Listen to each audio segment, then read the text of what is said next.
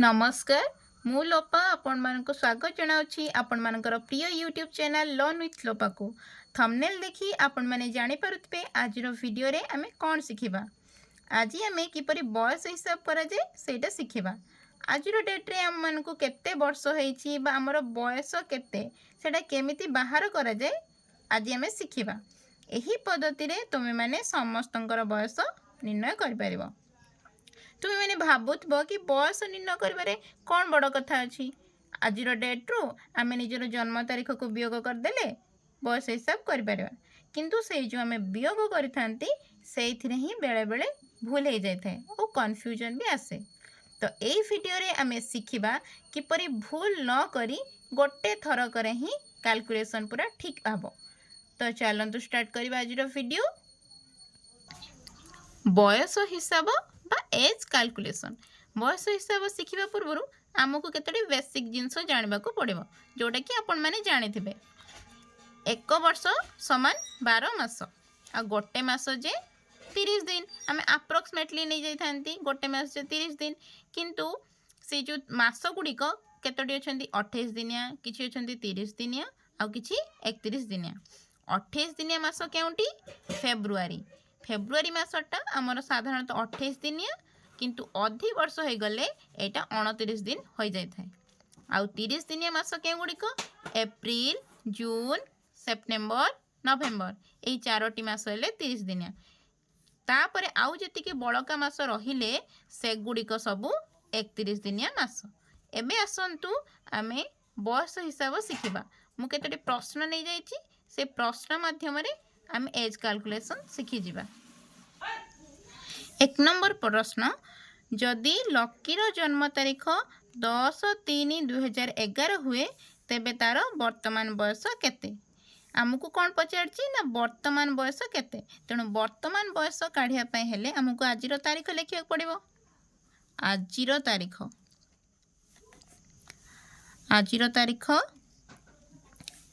16 नवेम्बर 2024 आउ जन्म तारीख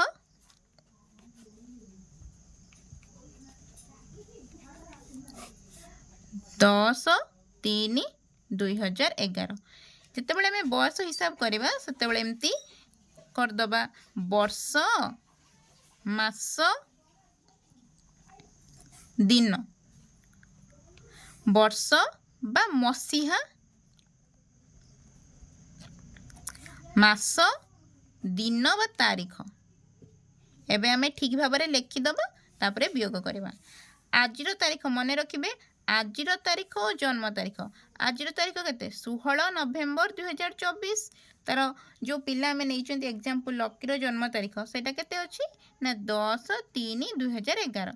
सब बेले मन रखिबे आजिर तारीखटा सब बेले ऊपर रहइबो काहेकि एटा बड़ अछि आ बड़ संख्यारु आमे सानटाकू फेड़बा अर्थात जो लोकर जन्म तारीख आमको बाहर करने को थिबो। तो आम लिखिदेले मसीहा तलकू मसीहा 2024 लिखिदेले मास तलकू मास और तारीख तलकू तारीख नवेम्बर मास 16 तारीख। तापरे लकीर जन्म तारीख 10/3/2011 आम लिखिदेले 10/3/2011। एबे आम वियोग करवा 6 रु 0 गला 6 1 रु 1 गला 0 तापर आमर आसिला 1 रु 3 जाई परिबनी पाख को 1 दश आनले 11 रु 3 गले 8 4 रु 1 गला 3 2 रु 1 गला 1 13 वर्ष 8 मास 6 दिन। एबे हम हिसाब करदेले एटा गोटे अति सरल प्रश्न थिला जेहेतु आमर जन्म तारीख रे जो तारीख अछि सेटा आजिर तारीख रु सान थिला एवं तार मासटा मध्य प्रेजेंट मंथ जोटा कि आजिर मास ठारू सान थिला। तेणु हमको वियोग करिबारे सहज हैला। जदि कोनोसी क्षेत्र रे जो लोक पिलांकर बा जहार जन्म तारीख हमको बा बयस बाहर करबा थिबो तांकर जन्म तारीख आजिर तारीख रु बड़ थिबो एवं मास मध्य बड़ थिबो तो सेई क्षेत्र रे हमें कोन करबा। आसंतु आ गोटे उदाहरण नै कि हमें बुझिबा। एबे मु 2 नंबर प्रश्न नहीं जाइछि। आयुष्र जन्म 20/10/2005 रे होइथिला तेबे वर्तमान आयुष्र बयस केते। ठीक सेमती आम लिखिदबा वर्ष मास दिन। आजिर आम लिखिदेले तारीख ऊपर आम कौन लिखती आजिर तारीख 2024 मसीहा नवेम्बर मास 16 तारीख। तापर जो पिलार बयस आमको बाहर करार थी तार जन्म तारीखटा ता तलू लिखा जमतीक 20/10/2005 आम लिखिदेले ठीक भाव 20/10/2005।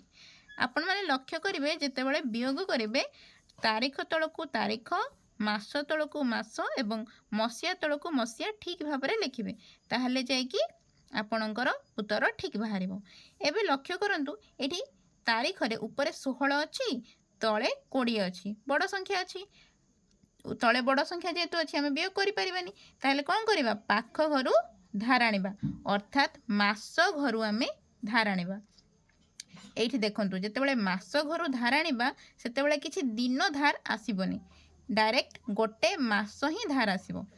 आम ये देखा गोटे मास जो धार आसो से 28 दिनिया ना 30 दिनिया ना 31 दिनिया आमर डाउट आसुची।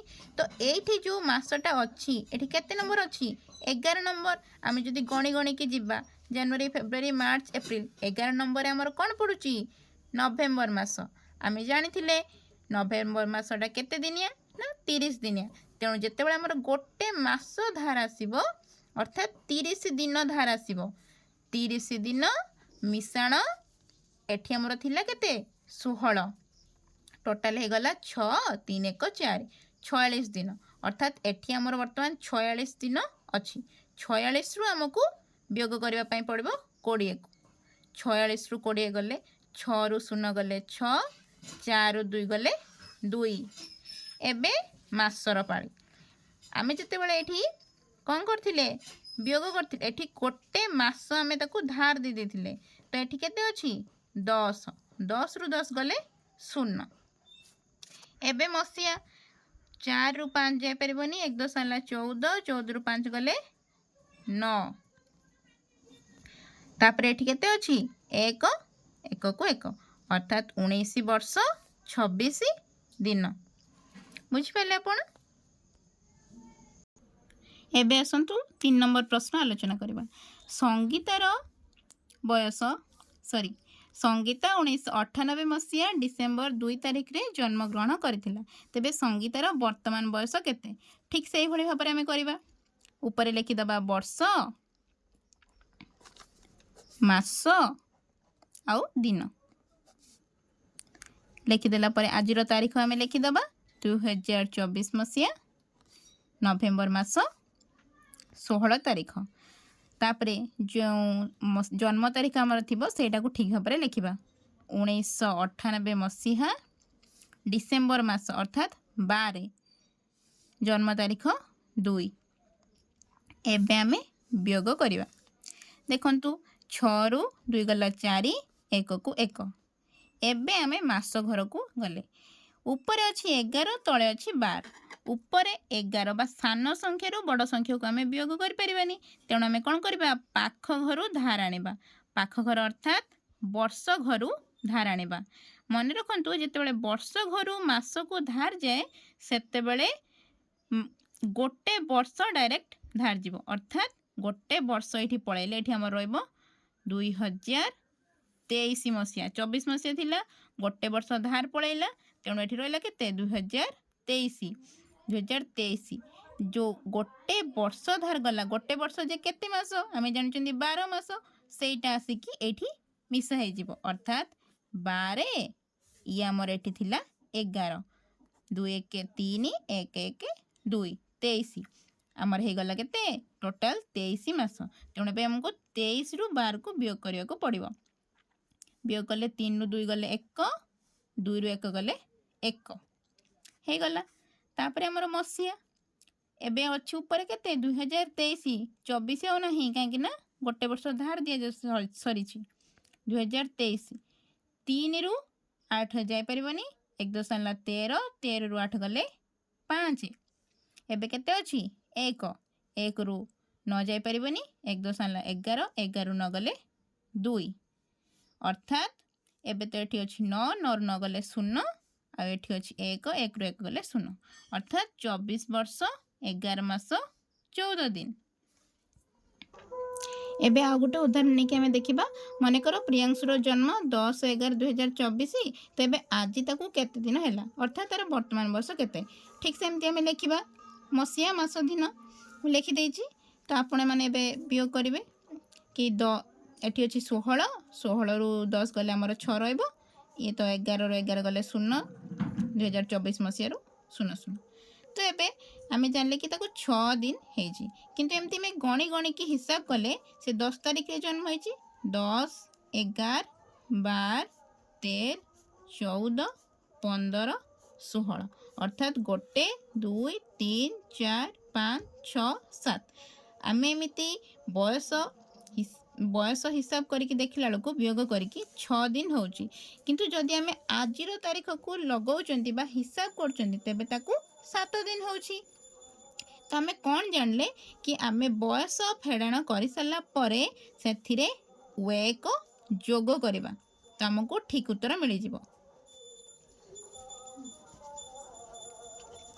तो मु लास्ट को आ गोटे उदाहरण नहीं जाइए जमती कि मो निजर जन्म तारीख नहीं जाइए 30 अगस्त 2000 सेमती आम बयस फेड़ाण करदे मसीहा मास दिन लिखिकी एमती आमर 16 रु 30 जापरनी गोटे मास धार आसो अर्थात 30 नवेम्बर मसटा धार आसो 30 16 होगा 46 46 रु आम 30 फेरदे 6 4 3 गला 1 अर्थात 16 ये अच्छी 10 कहीं गोटे मास धार पड़े 10 रु 8 गले 2 आमर ये रही 4 2 अर्थात 24 वर्ष 2 मास 16 दिन किंतु मु कौन कही जी आमर बाहर वियोग फल से आम एक जोग करवा जदि आम एक जोग कर दौरान तेरे केते 16 1 होगा 17 एठी मास से 2 रहा एठी 24 अर्थात आजिका डेट रे लोपार जन्म तारीख होगा 24 वर्ष